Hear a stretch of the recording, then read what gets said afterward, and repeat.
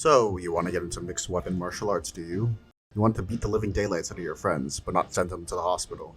Or maybe you just don't want to spend that much money on equipment and protective gear. Hi, I'm the Drummer Boy, or DB, and in this video I will show you how to make your own custom padded weapons.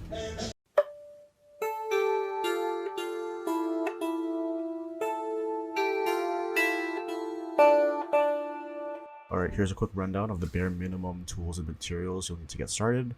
First, you'll need to get a 1/2-inch tundra seal foam pipe insulation. This will act as the padded blade for your weapon.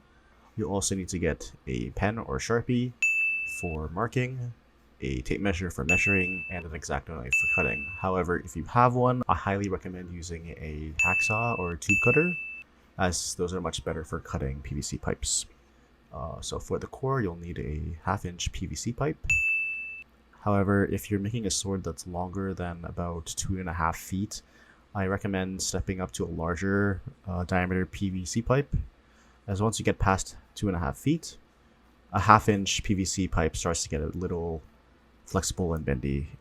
I ended up learning this the hard way while recording this video. And lastly, you'll need a flexible tape. I'm using electrical tape.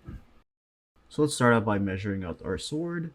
I'm using this katana that I bought off my Arnese trainer as a reference, since that's the type of sword I will be making today. Of course, you can make whatever sword you want, a long sword, a saber, rapier, etc. I'm just building a katana because that's what my cousin wanted.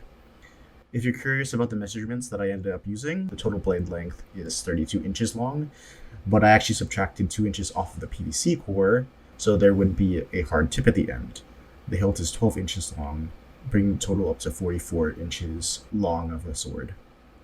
However, like I mentioned earlier, if you're making a sword that's longer than about 2.5 feet, I recommend increasing the diameter of both the PVC pipe and the foam insulation. It'll make the finished weapon much more stiffer and less prone to bending around while you're using it. So once you've decided your measurements, mark the overall blade length minus 2 inches on the pipe first, then add another mark for where the hilt will begin. And now it's time for me to use the X-Acto knife to cut the PVC. Now we're moving on to making the padded blade. Start by placing your foam pipe insulation next to the PVC pipe. Line up the end of the foam so that it stops exactly where you marked the transition between the blade and the hilt. Next, measure out 2 inches back from the tip of the PVC, and that's where you'll cut the foam. This leaves foam past the end of the pipe so that you have a soft tip instead of a hard one. Once you've cut the foam to length, peel off the yellow backing that covers the adhesive strip. Then press the seam together firmly all the way down so that the foam stays securely closed. Finally, slide the pipe into your newly padded blade. If everything was measured correctly, you should end up with a nice cushioned blade with a soft foam tip for added safety. This next part is optional, but because katanas are curved, I will be using this heat gun to help curve the blade. If you don't have a heat gun, you could just use a hairdryer. I'm using a heat gun to soften the PVC. While doing that, I'm also bending the pipe to help give it the curvature of a katana. So now I'll let it cool down for a few minutes and then I'll add the foam padding. With the electrical tape, I'm just going to generously secure the blade to the PVC. The goal is to make sure that the foam doesn't slide or twist while you're using the sword. I like to wrap a few tight passes near the base of the blade, and on the tip to just hide the hole on the top. And just like that, you have a fully functional padded weapon. How you decide to decorate it afterwards is completely up to you. Because my foam padded weapon is meant to resemble a katana, I will show you how I decided to decorate it. So I actually have my own 3D printer, and off camera I just printed this handle and handguard. If you don't have a 3D printer on hand, you could just use some cardboard and a lot of tape.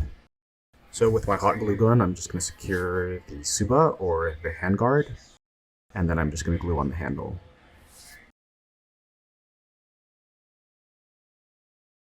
And there you have it, your very own beginner practice weapon for sparring or learning the basics. Using this same method, I also made a couple of other weapons. Here are some collie sticks, since I am a practitioner of Arnese and Filipino martial arts. I also made this small dagger. For the crossguard, I actually 3D printed a custom cross-shaped fitting, since nothing like that actually exists in standard plumbing.